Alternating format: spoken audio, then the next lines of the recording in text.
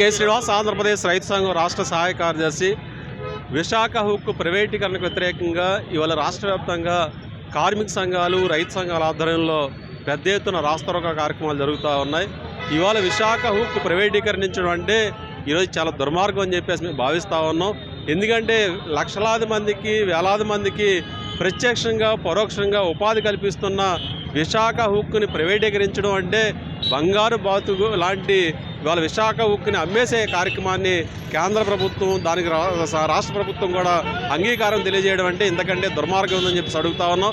కాబట్టి విశాఖ హుక్కుని పరిరక్షించుకోవాల్సిన అవసరం ఉంది. కాబట్టి ఇవాళ ప్రభుత్వ రంగంలో నడుస్తున్న విశాఖ హుక్కుని కాపాడాలని చెప్పేసి మేము రైతు సంఘాలుగా డిమాండ్ చేస్తూ ఉన్నాం. విశాఖ హుక్కు పరిరక్షణ కోసం జరుగుతున్న ఉద్యమాల్లో అన్ని రైతు సంఘాలు కూడా భాగస్వామ్యం అవుతాయని చెప్పేసి మేము ఈ సందర్భంగా మేము తెలియజేస్తూ ఉన్నాం.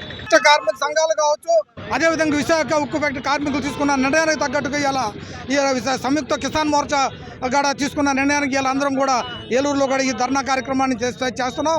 మరి విశాఖ ఉక్కు ఫ్యాక్టరీ ఆ రోజున 32 మంది ప్రాణత్యాగం చేసి సంపాదించుకున్నటువంటి ఈ విశాఖ ఉక్కు ఫ్యాక్టరీని ఈ నరేంద్ర మోడీ గారు ఒక కుతంత్రంతో ప్రైవేటు పరం చేయడానికి నిర్ణయం తీసుకున్నారు. ఆ ప్రైవేటు పరం చేయడానికి వద్దు అని చెప్పి కార్మికులు 1130 రోజుల నుంచి దీక్షలు చేస్తున్నప్పటికీ వైజాగ్లో ఏమాత్రం స్పందించకపోవడం ఆయన యొక్క మనస్తత్వానికి నిదర్శనం. అంటే సామాన్యులు పడుతున్న ఇబ్బందులు ఆయనకి ఏమాత్రం అర్థం కాదు.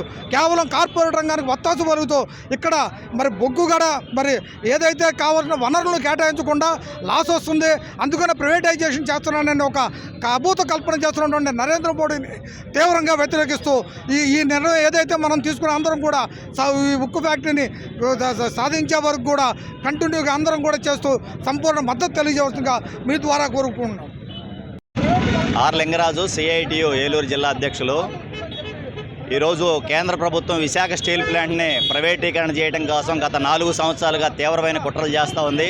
ఆ కుట్రల్లో భాగంగా మొత్తం దాని ఉత్పత్తి సామర్థ్యాన్ని పూర్తిగా తగ్గించేసి దాన్ని నష్టాల్లోకి నెడతా ఉంది. దాని ఫలితంగా ఈరోజు విశాఖ ఉక్కుని పొమ్మనకుండా పొగబెట్టే రకంగా ఈ కేంద్ర ప్రభుత్వం కుట్ర చేస్తుంది. ఆ కుట్రకి గతంలోని వైఎస్ఆర్ ప్రభుత్వం సహకరించింది. ఇప్పుడు తెలుగుదేశం, జనసేన పార్టీలు కూడా సహకరిస్తూ తమ యొక్క దుర్మార్గమైన పాత్రను పోషిస్తున్నాయి. ఈరోజు కార్మిక సంఘాలు, రైతు సంఘాలు, కార్మికులు, ఉద్యోగులు, ఆంధ్ర రాష్ట్ర ప్రజలందరూ కూడా ఐక్యమయ్యి ఈరోజు రాష్ట్ర వ్యాప్తంగా రాస్తారోకోలు చేస్తూ ఉన్నారు. ఇప్పటికైనా కేంద్ర ప్రభుత్వం సిగ్గు తెచ్చుకొని ఈ యొక్క విశాఖ స్టీల్ ప్లాంట్ రక్షించాలని మేము కోరుతా ఉన్నాం. ఇలాంటి బంగారు బాతుగుడ్డు లాంటి ఫ్యాక్టరీని కట్టే దమ్ము, ధైర్యం, చిత్తశుద్ధి కేంద్ర ప్రభుత్వానికి లేదు. చంద్రబాబు ప్రభుత్వానికి కూడా ఒక్క ఫ్యాక్టరీ కట్టే దమ్ము లేదు. ఉన్న ఫ్యాక్టరీలు నాశనం చేయడంలో వీళ్ళు ప్రముఖ పాత్ర పోషిస్తున్నారు. అందుకని మీరు విధ్వంసులు తప్ప అభివృద్ధి కాముకులు కారని చాలా స్పష్టంగా చెప్పదలుచుకున్నాం. 1,00,000 మందికి ప్రత్యక్షంగా పరోక్షంగా ఉపాధి కల్పించే బంగారు బాతుగుడ్డు లాంటి విశాఖ స్టీల్ ప్లాంట్ అమ్మడానికి మీకు ఎలా మనసొప్పుతుందో అర్థం చేసుకోవాల్సిన ఆంధ్ర రాష్ట్ర ప్రజలు విజ్ఞప్తి చేస్తూ ఈరోజు ఈ ఉద్యమం ఆగదు. 3.5 సంవత్సరాలుగా విశాఖలో 2 నిరసన దీక్షలు కొనసాగుతూ ఉన్నాయి. ఎప్పటి నుంచి ఇప్పటిదాకా వారికి మద్దతుగా విశాఖ ఉక్కు రక్షణ కోసం ఈరోజు జరుగుతున్న ఉద్యమానికి ఆంధ్ర రాష్ట్ర ప్రజలు కూడా మద్దతు ఇవ్వాలని ఈ యొక్క రాస్తారోకోలో పాల్గొన్న అందరికీ కూడా ధన్యవాదాలు తెలియజేస్తా ఉన్నాం.